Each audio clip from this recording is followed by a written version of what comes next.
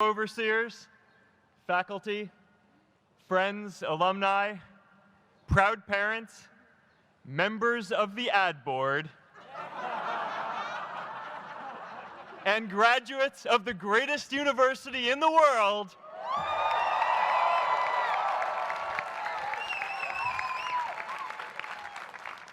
I am honored to be here with you today because, let's face it, you accomplished something I never could. If I get through this speech today, it'll be the first time I actually finish something here at Harvard. Class of 2017, congratulations.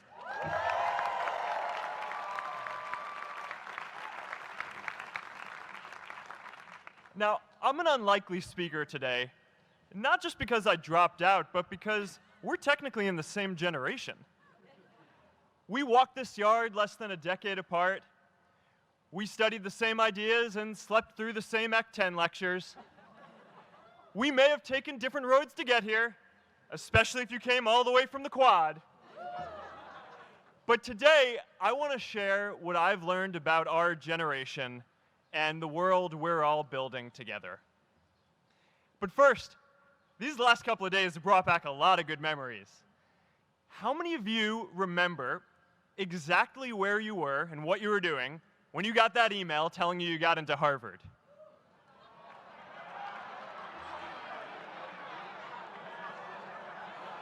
I was playing the video game Civilization, and I ran downstairs and got my dad, and for some reason, his first reaction was to video me opening the email.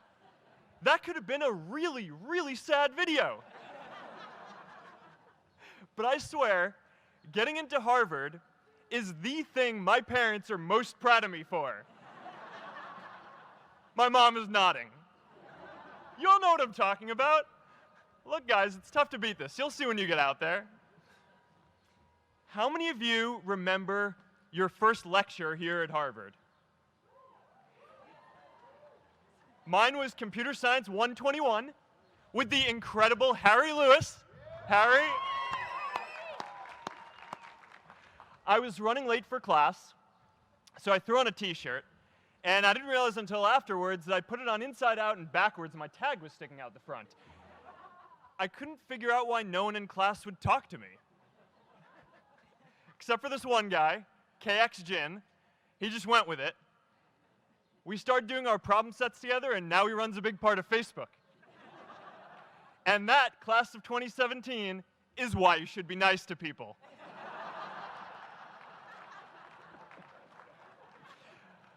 But my best memory from Harvard is meeting Priscilla.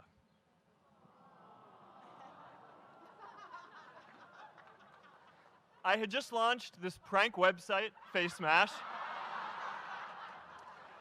and the ad board wanted to see me. Everyone thought I was going to get kicked out. My parents drove up here to help me pack my stuff. My friends threw me a going-away party. Who does that?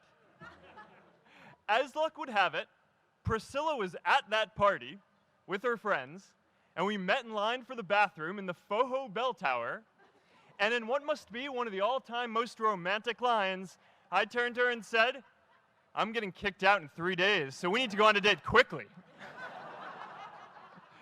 Actually, any of you graduating today can use that line. "I'm getting kicked out today. We need to go on a date fast." I didn't end up getting kicked out. I did that to myself. Priscilla and I started dating, and, you know, that movie made it seem like FaceMash was so important to starting Facebook. It wasn't. But without FaceMash, I never would have met Priscilla. And Priscilla's the most important person in my life. So you could still say it was the most important thing I built in my time here.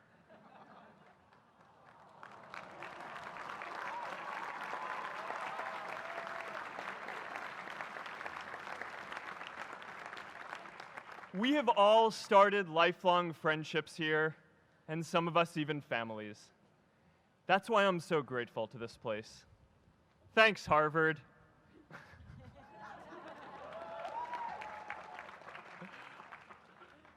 Today, I want to talk about purpose. But I'm not here to give you the standard commencement about finding your purpose. We're millennials.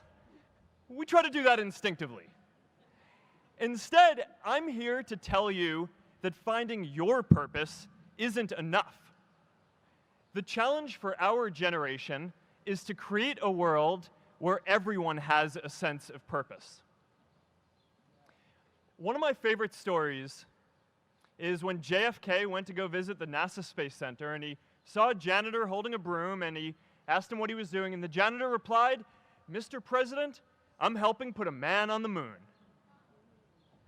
Purpose is that feeling that you are a part of something bigger than yourself, that you are needed, and that you have something better ahead to work for.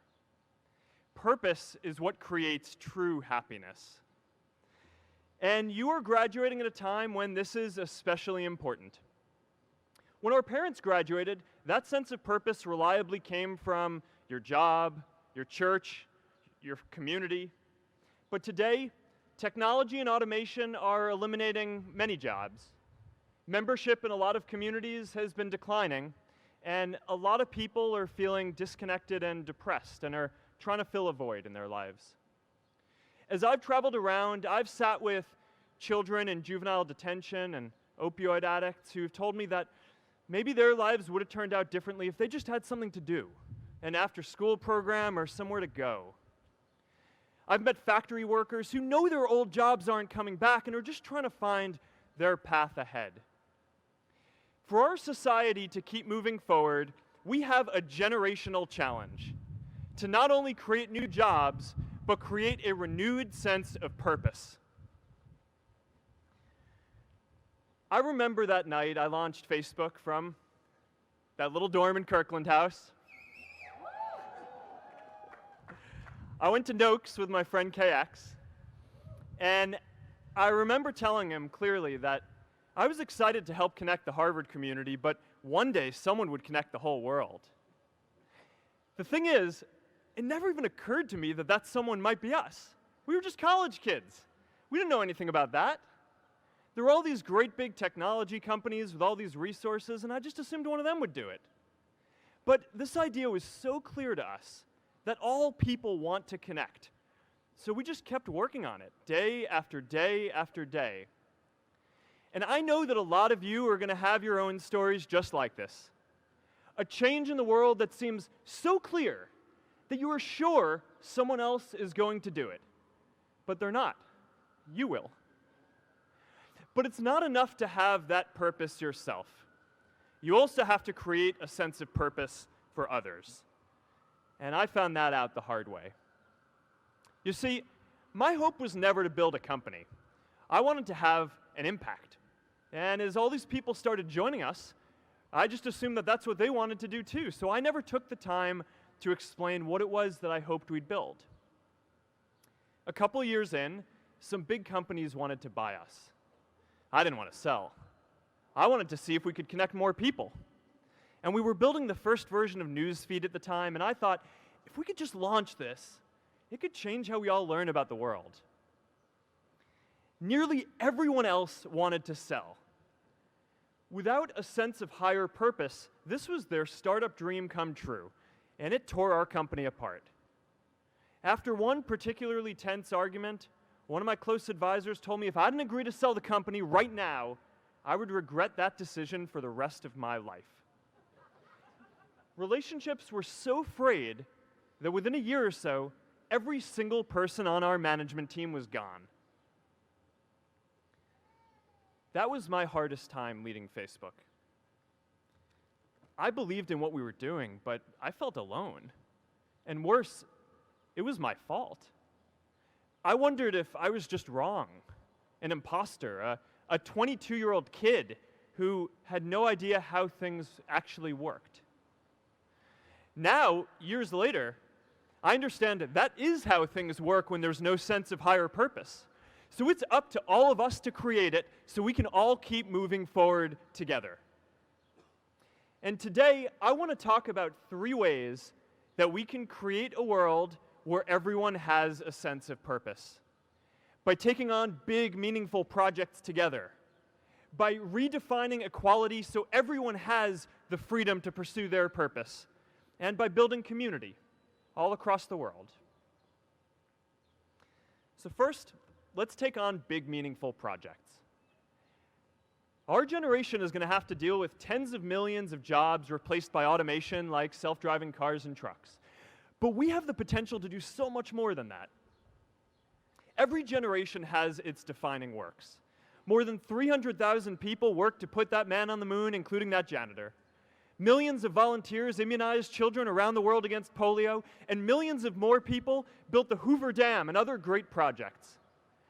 And now it's our generation's turn to do great things.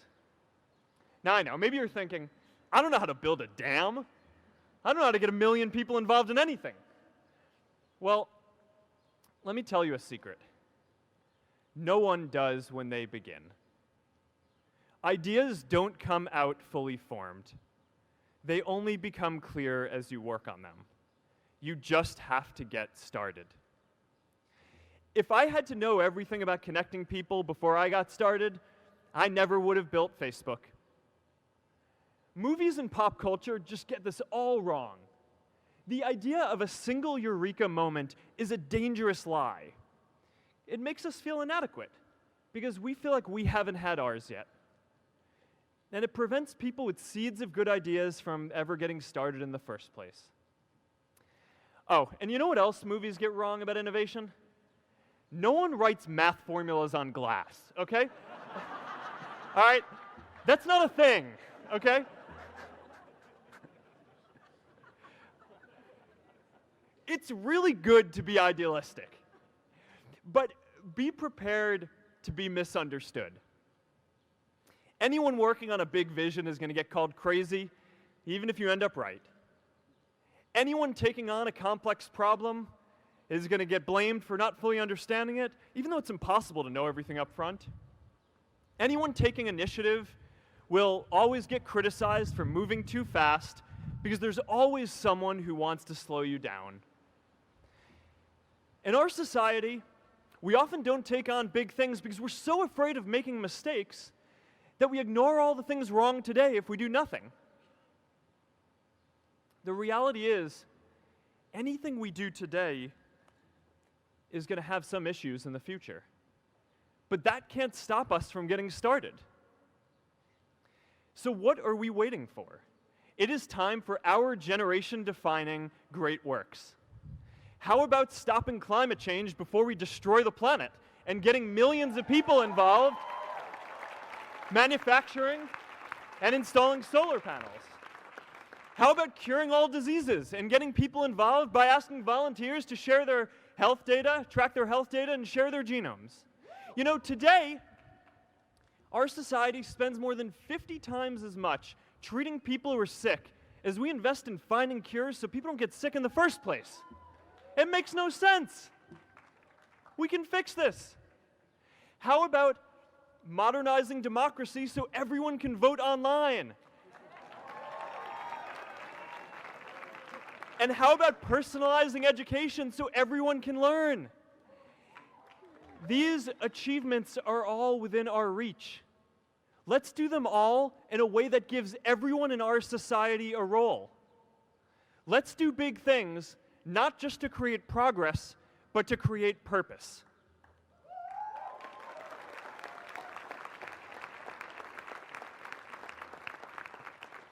So taking on big, meaningful projects together is the first thing we can do to create a world where everyone has a sense of purpose. The second is redefining our idea of equality so everyone has the freedom to pursue their purpose. Now, many of our parents had stable jobs throughout their careers, but in our generation, we're all a little entrepreneurial, whether we're starting our own projects or finding our role in another one. And, you know, that's great, because our culture of entrepreneurship is how we create so much progress. An entrepreneurial culture thrives when it is easy to try lots of new ideas. Facebook wasn't the first thing I built. I also built chat systems and games, study tools and music players, and I'm not alone. J.K. Rowling got rejected 12 times before she finally wrote and published Harry Potter. Even Beyoncé had to make hundreds of songs to get Halo. The greatest successes come from having the freedom to fail. Now, today, we have a level of wealth inequality that hurts everyone. When you don't have the freedom to take your idea and turn it into a historic enterprise, we all lose. And right now, today, our society is way over-indexed on rewarding people when they're successful, and we don't do nearly enough to make sure that everyone can take lots of different shots. Now, let's face it, there is something wrong with our system when I can leave here and make billions of dollars in 10 years, while millions of students can't even afford to pay off their loans, let alone start a business.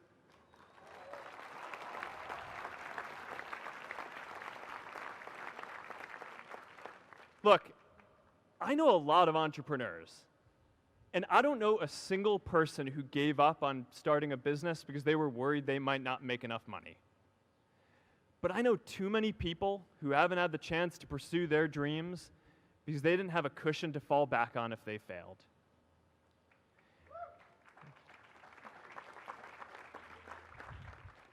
We all know you don't get successful just by having a good idea or working hard. You get successful by being lucky too. If I had to support my family growing up instead of having the time to learn how to code, if I didn't know that I was going to be fine if Facebook didn't work out, then I wouldn't be standing up here today. And if we're honest, we all know how much luck we've had to get to this point in our lives. Every generation expands its definition of equality. Previous generations fought for the vote and civil rights. They had the New Deal and Great Society. And now it's time for our generation to define a new social contract.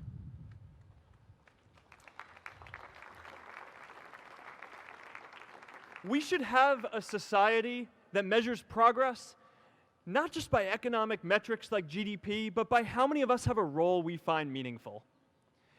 We should explore ideas like universal basic income to make sure that everyone has a cushion to try new ideas. We're all going to change jobs and roles many times, so we need affordable childcare to get to work and healthcare that's not tied to just one employer.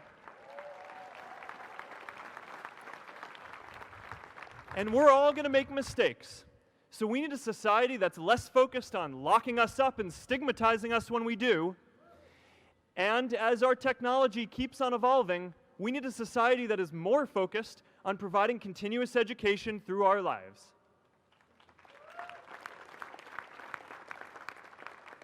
And yes, giving everyone the freedom to pursue purpose isn't going to be free. People like me should pay for it. And a lot of you are going to do really well, and you should too.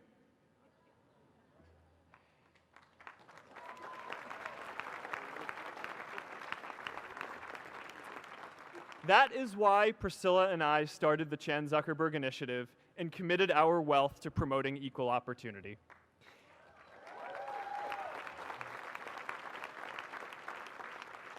These are the values of our whole generation. It was never a question of if we were going to do this. The only question was when. Millennials are already one of the most charitable generations in history. In just 1 year, more than 3 in 4 US millennials donated to charity, and more than 7 in 10 raised money for another one. But it's not just about giving money. You can also give time. And I promise you, if you just take an hour or two a week, that's all it takes to give someone a hand and help them reach their potential. Now, maybe you're thinking, that's a lot of time. I'm not sure if I have that much time. I used to think that. You know, when Priscilla graduated from Harvard, she became a teacher. And before she'd do education work with me, she told me that I needed to get my own experience teaching a class.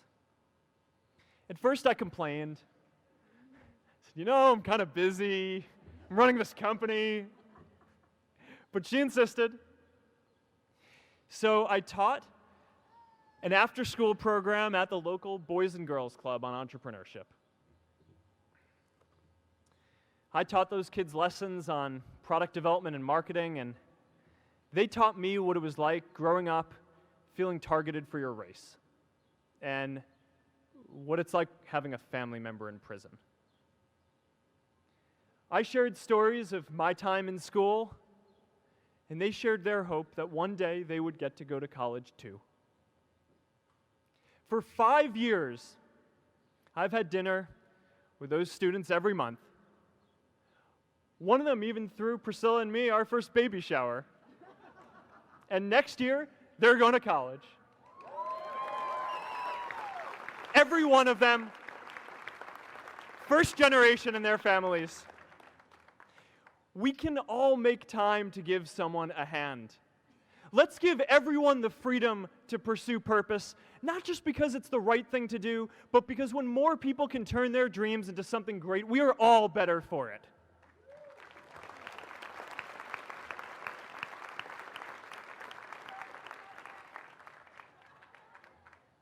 Purpose doesn't only come from work. The third way we can create a sense of purpose for everyone is by building community. And in our generation, when we say purpose for everyone, we mean everyone in the world. Now, quick show of hands. How many of you here are from another country? All right, now keep your hands up. How many of you are friends with one of these folks? Now we're talking. See, we have grown up connected.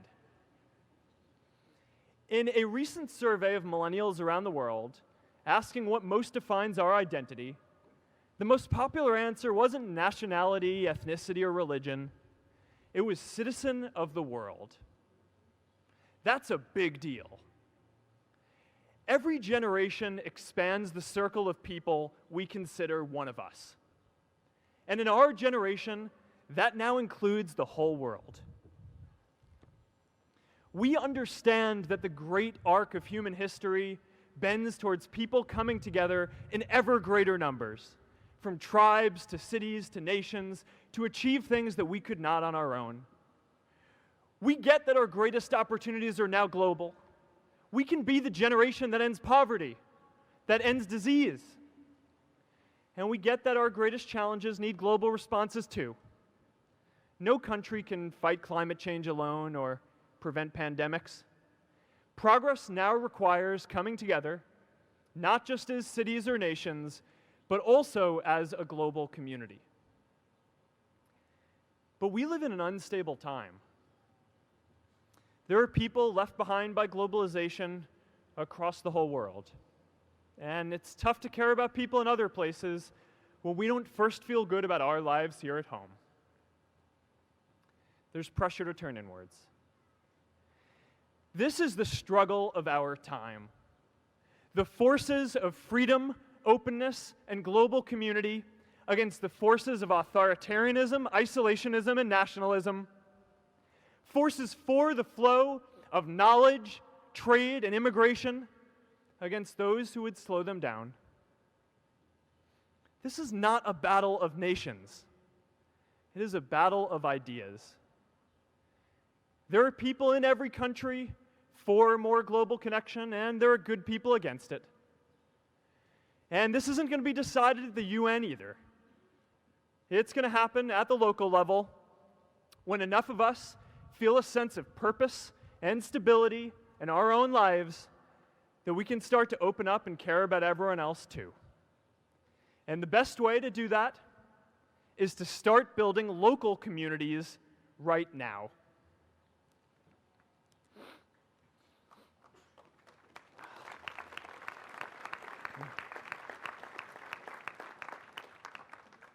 We all get a lot of meaning from our communities. Who here's from Elliott House? How about Lowell? I know you guys found community because you literally live right on top of each other. And Mather? I'll just leave that there. Whether our communities are houses or sports teams, churches or a cappella groups, they give us that sense that we are a part of something bigger, that we are not alone. They give us the strength to expand our horizons. And that's why it's so striking that over the past few decades, membership in all kinds of communities has declined by as much as 1/4. That's a lot of people who now need to find a sense of purpose somewhere else. But I know that we can rebuild these communities and start new ones because many of you already are. I met Agnes Segoye, who's graduating today. Agnes, where are you?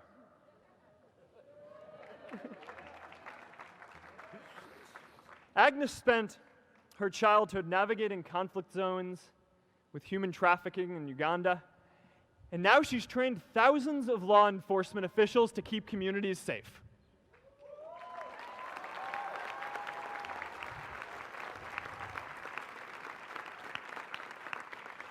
I met Kayla Oakley and Neha Jain, who are graduating today too. Stand up, guys.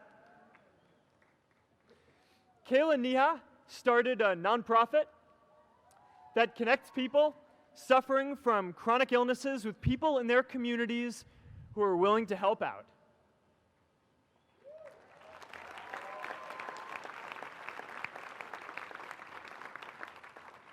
And I met David Razu Aznar, who's graduating from the Kennedy School today. David, stand up.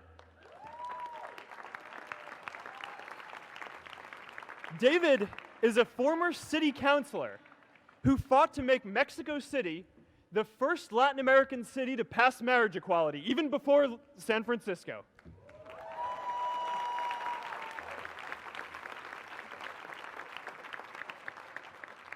And this is my story too. A student in a dorm, connecting one community at a time, and keeping at it until one day we can connect the whole world. Change starts local. Even global change starts small with people like us. In our generation, the struggle of whether we connect more, whether we achieve our greatest opportunities, comes down to this: your ability to build communities and create a world where every single person has a sense of purpose.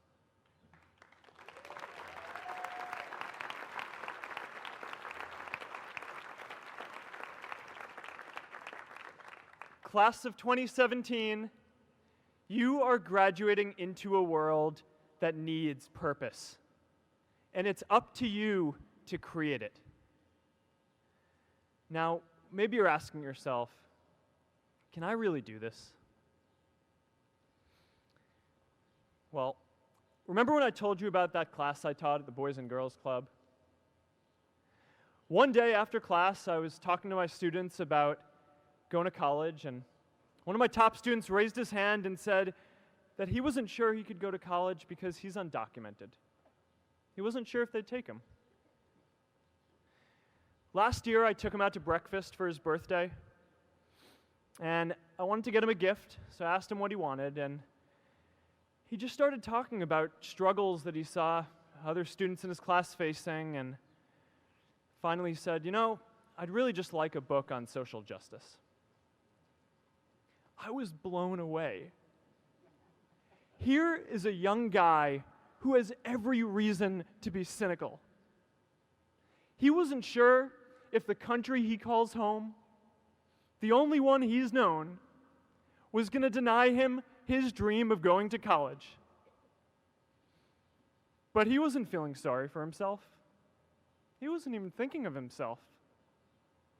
He has a greater sense of purpose, and he's going to bring people along with him. It says something about our situation today that I can't even say his name because I don't want to put him at risk. But if a high school senior who doesn't know what the future holds for him can do his part to move the world forward, then we owe it to the world to do our part too.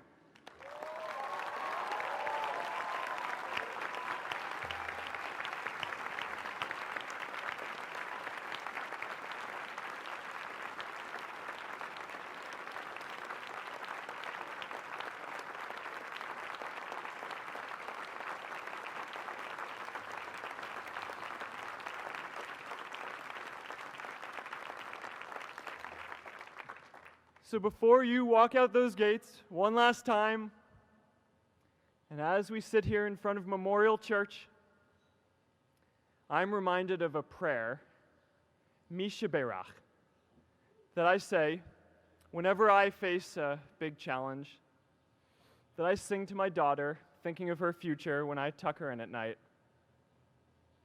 And it goes, "May the source of strength, who's blessed the ones before us, help us find the courage to make our lives a blessing." I hope you find the courage to make your life a blessing. Congratulations, class of 2017. Good luck out there.